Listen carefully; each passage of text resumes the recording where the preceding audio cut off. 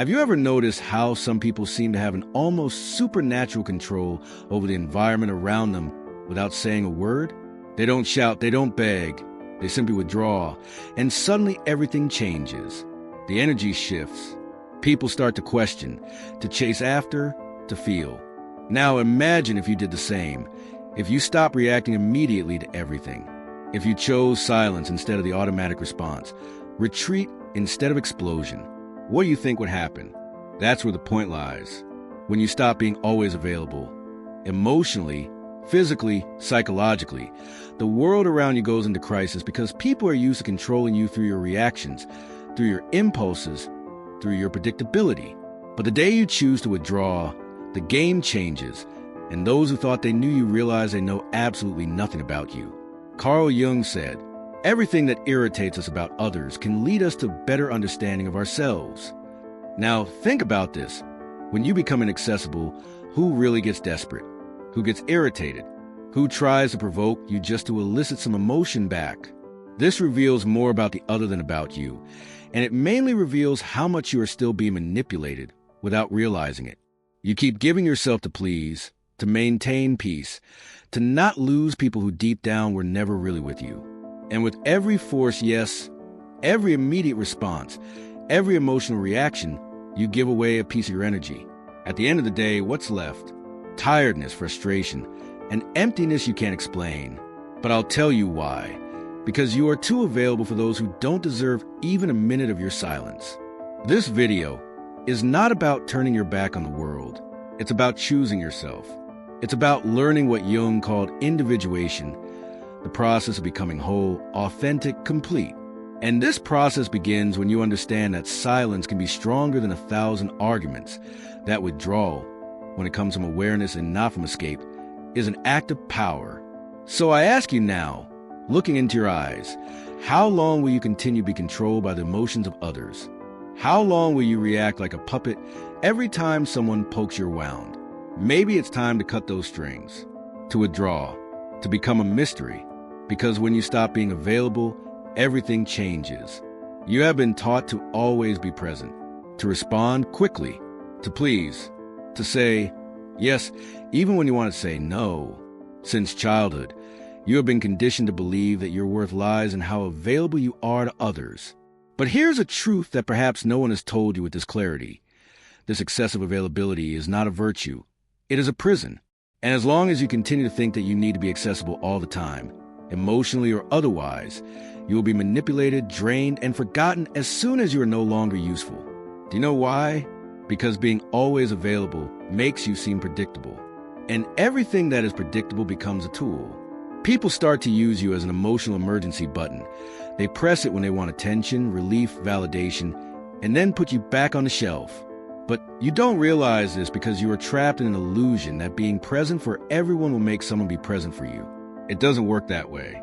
Carl Jung spoke about the persona, this mask we wear to be accepted, loved, recognized.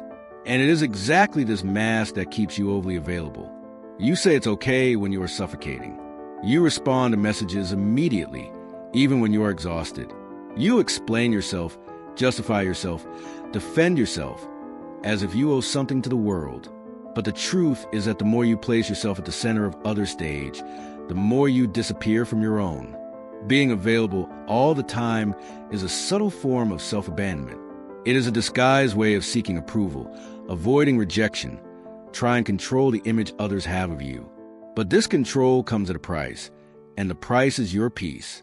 It is your vital energy being distributed, as if it were infinite, when in fact it is limited, very limited. People who want you available all the time, in fact, do not want you. They want what you provide: validation, company, distraction, emotional comfort. But when you change, when you set a boundary, when you refuse to react, those same people get irritated, accuse you, say you are weird. It's not because you changed. It's because you stopped being functional for them. And here's the cruelest point. The more available you are, the less value others give you. Because what is too abundant becomes emotional rag. No one respects what they don't have to earn. No one values what is always there. So now stop and think. Who truly deserves your time? Who deserves your attention, your presence, your listening, or better yet, who deserve your absence? But before answering that, we need to understand one essential thing. Why do we react so much? Why do we give in so easily? What is behind this almost automatic desire to respond, justify, and please? The answer lies in what Carl Jung called psychic energy, and that is what we will talk about in the next part, because your energy is all you have, and if you don't learn to protect it, someone will use it against you.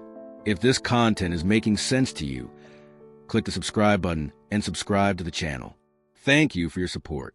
Carl Jung did not see the human psyche as an automatic machine that reacts to stimuli without consequences. For him, our mind is like an energy system, and every thought, emotion, and action consumes a part of that energy.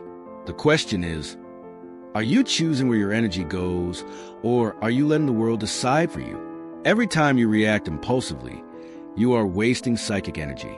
When you defend yourself against a criticism that didn't even deserve attention, when you respond to provocation just to prove you are right, when you engage in useless discussions, when you try to please those who do not value you, you're spending your inner strength on what does not nourish you.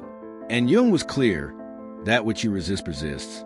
The more you react, the more you bind yourself. People who live emotionally drained are not weak. They are misdirected. And do you know what happens to someone who lives exhausted? They become vulnerable. When you are vulnerable, you become easy prey. Manipulative, opportunistic, and emotionally needy people can sense this.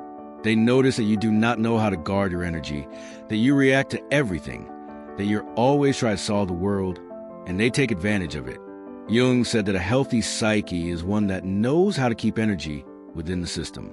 This means knowing how to say no without guilt, knowing how to remain silent without feeling cowardly, knowing how to observe before acting, because true power is not in reacting. It is in choosing when and how to act. And this is only possible when you know yourself well enough to recognize your own impulses. How many times have you lost sleep over an unresolved conversation? How many times have you spent hours ruminating on what you should have said, or trying to understand why someone treated you poorly? This is energy being drained without return. You are keeping alive ghosts that should have died long ago, and feeding dynamics that only exist because you insist on responding. Psychic energy is like a force field. When well guarded, it creates presence. You enter a room and command respect without saying a word. But when poorly managed, you become invisible, reactive, fragile. And the world has no mercy for those who give in easily. Therefore, start observing your own triggers. What makes you react automatically? What makes you lose your center? These are the exact points where your energy escapes. And that is where you need to work. Not to become cold or indifferent, but to be selective, to be sovereign over yourself. And here comes one of Jung's greatest revelations. When you conserve your energy, you break the projections that others place upon you. And that bothers a lot, because now we are entering a dark territory, that of silent manipulation. In the next part, we will explore how opportunistic people feed off your energy, and why your unavailability completely disarms these games. Get ready to look into the eyes of those who have always drained you without you realizing it. The other's shadow begins to emerge when they realize you are no longer playing their game. At first, they might try harder, becoming overly friendly, offering sudden help, or acting as if nothing ever happened. This is a test to see if they can lure you back into the dynamic. When that doesn't work, their tone may shift. The charm starts to fade. They might get irritated, make passive-aggressive remarks, or subtly try to guilt you. And if that fails, they can turn openly hostile, questioning your character, spreading rumors, or painting you as the bad person in the story. This transformation is not a coincidence. It's a sign that they were never genuinely invested in your well-being. They were invested in what they could get from you, your attention, your emotional reaction, your energy. When you stop providing it, you become useless to them. And rather than face the truth of their own behavior, they will try to make you feel like the problem. It's in this stage that many people break and go back, because the pressure, the accusations, and the emotional attacks can be intense. But remember, this is their last attempt to pull you back into the loop. Hold your ground. Because once you pass through the storm, you will see them for who they truly are, and more importantly, you will see yourself as someone who cannot be controlled by manipulation anymore. When you reach this point, something powerful happens. You begin to reclaim parts of yourself you didn't even realize you had lost. It's not just about avoiding toxic people anymore. It's about shifting your entire way of interacting with the world. You start noticing patterns you once ignored. The little red flags in conversations. The subtle guilt trips hidden in innocent jokes. The way some people's compliments feel more like disguised criticism. You begin to value silence more than defending yourself. You realize that not every accusation deserves an explanation, and not every misunderstanding needs to be cleared up. You learn to sit with discomfort rather than rush to fix it for others. And with that, you start conserving your emotional energy for people and situations that truly deserve it. This is when your presence starts to change. People can feel the difference. You are calmer, more focused, harder to provoke. Some will respect you for it. Others will resent it. But either way, you will no longer be an easy target. And here's the beautiful part. The less you give energy to manipulative people, the less space they take up in your life. Slowly they disappear, not because they have changed, but because you have. But there's something you need to understand. This isn't a one-time victory. Manipulation is everywhere. It can come from strangers, friends, coworkers, even family. And the moment you let your guard down, it can creep back in. The key is not become cold or close off, but to stay aware, to notice when someone is pushing you to react instead of respond, to recognize when your emotions are being used as a lever to move you in a direction you didn't choose.